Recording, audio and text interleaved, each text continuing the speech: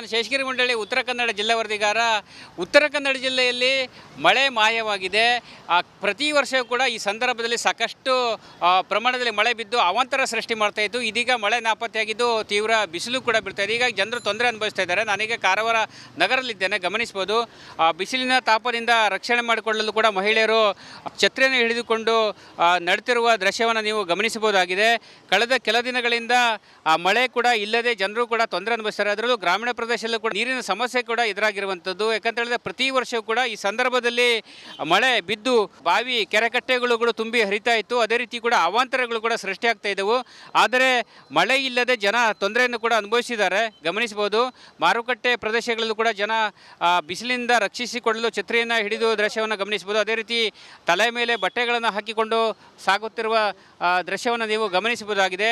ಪ್ರತಿ ವರ್ಷವೂ ಕೂಡ ಉತ್ತರ ಕನ್ನಡ ಜಿಲ್ಲೆಯ ವಿವಿಧ ಭಾಗಗಳಲ್ಲೂ ಕೂಡ ಭಾರೀ ಪ್ರಮಾಣದ ಮಳೆ ಬಿದ್ದು ಜನರಿಗೂ ಕೂಡ ತೊಂದರೆ ಆಗ್ತಾ ಇತ್ತು. ಆದರೆ ಮಳೆಯನ್ನು ತೊಂದರೆ ಆಗ್ತಿತ್ತು, ಆದರೆ ಈ ಒಂದು ಬಿಸಿಲಿನ ತಾಪ ಕೂಡ ತಡಿಲಿಕ್ಕೆ ಆಗ್ತಾ ಇಲ್ಲ. ಜನರು ಕೂಡ ತಮ್ಮ ದಾಹವನ್ನು ತೀರಿಸಿಕೊಳ್ಳಲು ಕೂಡ ತಂಪು ಪಾನೀಯಗಳ ಮೊರೆ ಕೂಡ ಹೋಗ್ತಾ ಇದ್ದಾರೆ.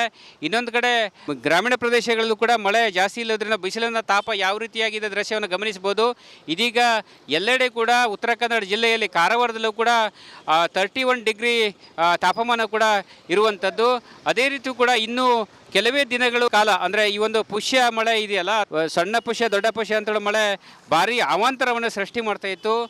ಈ ಮಳೆಯನ್ನೇ ನಂಬಿಕೊಂಡಂತಹ ಜನರು ಕೂಡ ಒಂದು ವರ್ಷವನ್ನು ಕೂಡ ಪೂರೈಸ್ತಾ ಇದ್ರು ಮಳೆ ನೀರಿನಿಂದ. ಆದರೆ ಈಗ ಮಳೆ ಮಾಯವಾಗಿರುವುದು, ಮಳೆ ಬರದೇ ಇರುವುದು ಕೂಡ ಜನರ ಒಂದು ಆತಂಕ ಕೂಡ ಕಾರಣವಾಗಿರುವಂಥದ್ದು. ಒಟ್ಟಿನಲ್ಲಿ ಹೇಳಬೇಕಂತ ಹೇಳಿದ್ರೆ ಉತ್ತರ ಕನ್ನಡ ಜಿಲ್ಲೆಯಲ್ಲಿ ಕೂಡ ಮಲೆನಾಡು ಭಾಗ ಇರ್ಬೋದು ಅಥವಾ ಬಯಲುಸೀಮೆ ಭಾಗದಲ್ಲಿ ಒಂದು ಕಡೆ ರೈತರು ಕೂಡ ತೊಂದರೆ ಅನುಭವಿಸಿದರೆ, ಮಾರುಕಟ್ಟೆಯಲ್ಲಿ ಬಂದು ಹೋಗುವಂಥ ನಾಗರಿಕರು ಕೂಡ ಬಿಸಿಲಿನಿಂದ ತೊಂದರೆ ಅನುಭವಿಸ್ತಾ ಇದ್ದಾರೆ. ಒಟ್ಟಿನಲ್ಲಿ ಪರಿಸ್ಥಿತಿ ಏನಾದರೂ ಇದೇ ರೀತಿ ಮುಂದುವರೆದಿದ್ದೇ ಆದಲ್ಲಿ ಜನ ಸಂಕಷ್ಟಕ್ಕಿಡುವಾಗ ಆಗುವ ಎಲ್ಲ ಸಾಧ್ಯತೆಗಳು ಕೂಡ ಇದಿರುವಂಥದ್ದು. ಯಾಕಂತ ಹೇಳಿದ್ರೆ ಮಳೆಯನ್ನು ನಂಬಿ ಇರುವಂಥ ರೈತರು ಒಂದು ಕಡೆ ತೊಂದರೆ ಅನುಭವಿಸಿದರೆ, ಗ್ರಾಮೀಣ ಪ್ರದೇಶಗಳಲ್ಲಿ ಬಾವಿಗಳಲ್ಲಿ ಆಗಿರ್ಬೋದು, ಕೆರೆಕಟ್ಟೆಗಳಲ್ಲಿ ನೀರು ಇಲ್ಲದೇ ಇರುವುದರಿಂದ ಇದೀಗ ಆರಂಭದಲ್ಲಿ ಬಂದಂತಹ ಮಳೆಯ ನೀರು ಬಾವಿಗಳಲ್ಲಿ ಕೆರೆಕಟ್ಟೆಗಳಲ್ಲಿ ಸಂಗ್ರಹವಾಗಿದೆ.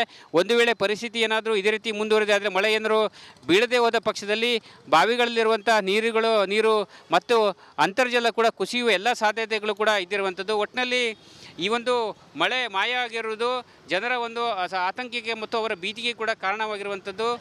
ಒಟ್ಟಿನಲ್ಲಿ ಹೇಳಬೇಕಂದ್ರೆ ಕೇವಲ ಗ್ರಾಮೀಣ ಪ್ರದೇಶಗಳಲ್ಲಿ ಮಾತ್ರ, ನಗರ ಪ್ರದೇಶಗಳಲ್ಲೂ ಕೂಡ ಮಳೆ ಅಲ್ಲಲ್ಲಿ ತುಂತುರು ಮಳೆ ಬಿದ್ದು ಹೋಗ್ತಾ ಇದೆ. ಈ ಒಂದು ಮಳೆ ಯಾತಕ್ಕೆ ಕೂಡ ಸಾಕಾಗುವುದಿಲ್ಲ ಎಂಬ ಅಭಿಪ್ರಾಯವನ್ನು ರೈತರು ಮತ್ತು ಜನಸಾಮಾನ್ಯರು ಹೇಳ್ತಾ ಇರುವಂಥದ್ದು. ಇವಿಷ್ಟು ಇಲ್ಲಿನ ಸುದ್ದಿ. ಮುಂದಿನ ಸುದ್ದಿಯನ್ನು ನನ್ನ